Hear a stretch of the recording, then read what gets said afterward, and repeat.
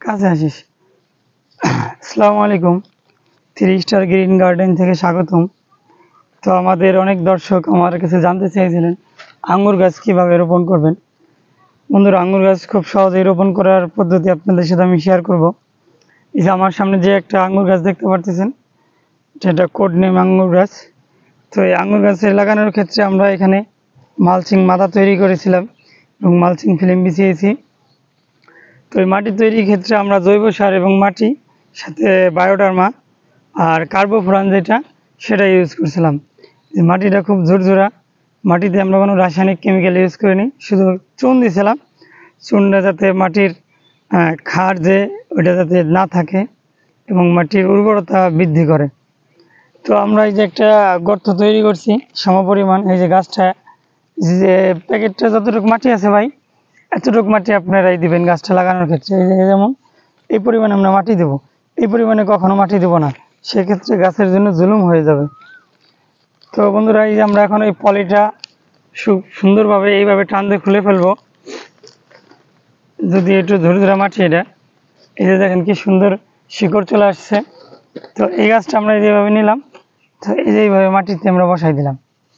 বসাই দেওয়ার পরে আর কারো যদি পলিথিন এইভাবে বের করতে অসুবিধা হয়, সেক্ষেত্রে সে ধারালো কোনো চাকু বা ব্লেড দিয়ে পলিথিনটা কেটে নেবেন, সেক্ষেত্রে কোনো সমস্যা নেই। তো এই যে ঝুরঝুরা মাটিটা আমরা এই মুহূর্তে চতুর্পাশ দিয়ে দেবো, চতুর্পাশ দিয়ে দেবো। আর আমরা কিন্তু ভুলেও রাসায়নিক সার ইউজ করব না। এই যে মাটিটা আমরা দিয়ে দিচ্ছি, এই যে মাঝখানে যাতা দেবো না, সাইডে একটু সামান্য পরিমাণে যাতা দেবো। আমাদের গাছটা রোপণ করা হয়ে গেল বন্ধুরা। তারপরে সম্ভব হলে আমরা এখানে শক্ত দেখে একটা খুরসি গেড়ে দেবো, খুরসি গেড়ে গাছটা সোজা করে বেঁধে দেবো। তারপর বেঁধে দেওয়ার পরে আমরা পানি দিয়ে দেবো। আর গাছ লাগানোর উপযুক্ত সময় হইতেছে ভাই, আঙ্গুর গাছ বিশেষ করে এই সময়টাই উপযুক্ত সময়। আমরা আমাদের বাগানের নতুন একটা বাগান প্রজেক্ট বাড়াইছি। তো এখানে আমরা সব এই সময় গাছ রোপণ করতেছি। এটা হচ্ছে মে মাসের 4 তারিখ আজকে। এপ্রিল মে জুন, এই 3 মাসের ভিতরেই গাছ লাগা সম্পূর্ণ করতে হবে আপনাদের। এর চাইতে আগেও যদি কেউ লাগাইতে চান, সেক্ষেত্রে মার্চ মাসেও সিলেক্ট করতে পারেন। তাহলে কিন্তু আগামী জানুয়ারি মাসে আপনি ফল পাবেন, প্রোডাকশনে চলে আসতে পারবেন। অনেকে বৃষ্টির আশায় রয়েছেন, আসলে আঙ্গুর গাছ কিন্তু বৃষ্টির অপেক্ষা করলে আপনি অনেক পিছিয়ে পড়বেন। আঙ্গুর গাছ আমরা আরও লাগাইছি, এগুলো কিন্তু 10 দিন আগে লাগাইছি, আলহামদুলিল্লাহ এগুলো সব সেট হয়ে গেছে। একটা গাছ কলম পাতা টলে নাই, পাতা টলে নাই। তো আপনারা এইভাবে আঙ্গুর গাছ রোপণ করে দেন। এখনই রোপণ করার উপযুক্ত সময়। আগামী 1 মাসের ভিতরে যারা সিলেক্ট করছেন আঙ্গুর গাছ লাগাবেন, অনেকে বৃষ্টির জন্য অপেক্ষা করছেন। আসলে আমরাও বৃষ্টির জন্য অপেক্ষা করতেছিলাম, আল্লাহর হুকুম হইতেছে না, তাই বিদায় বৃষ্টি নামতেছে না।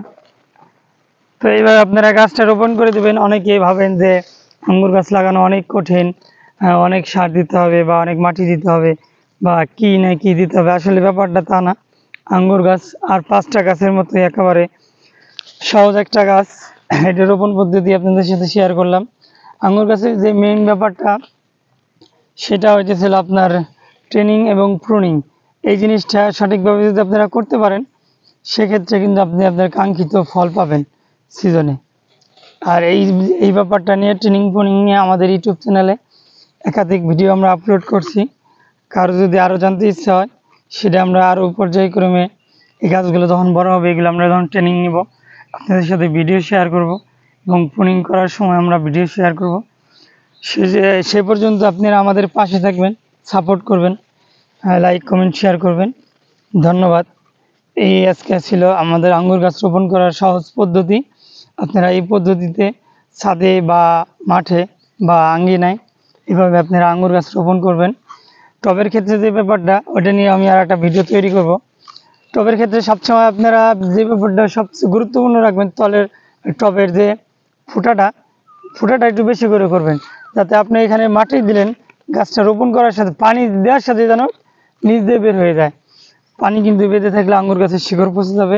টবে যারা গাছ লাগাবো, এই ব্যাপারটা খুব গুরুত্ব সহকারে দেখব এবং রাসায়নিক সার ভুলেও ইউজ করব না, জৈব সার বা ভার্মি কম্পোস্ট ইউজ করব। এই গাছটা যখন হাইটে যে আপনার 3-4 ফিট হয়ে যাবে, যখন ভারী বর্ষা আসবে তখন আমরা 1 হাত দূর দিয়ে ওর যতটুকু রাসায়নিক সার দরকার আছে, বোরন, জিঙ্ক, তারপরে আপনার সালফার, ক্যালসিয়াম, তারপরে আপনার ডিএপি, হ্যাঁ, পটাশ, টিএসপি, এগুলো আমরা পরিমাণ মতো হাফ মুট করে 1 হাত দূর দিয়ে দেবো। সেক্ষেত্রে আমরা আপনাদের সাথে ভিডিও শেয়ার করব। ধন্যবাদ।